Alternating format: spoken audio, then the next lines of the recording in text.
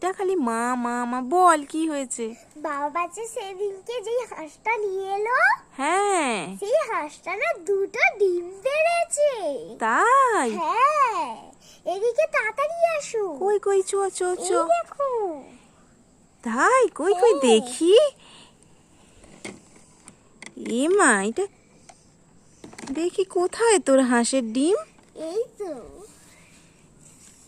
বা, ডিমগুলো তো খুব সুন্দর পেরেছে, কিন্তু বড্ড ছোট ছোট তো রে। হ্যাঁ, দেখি হাঁসটা। এগুলো ছোট ছোটই তো। এ বাবা, এটা কি হাঁস? এইটা তো সেই ডিম ক্যান্ডি।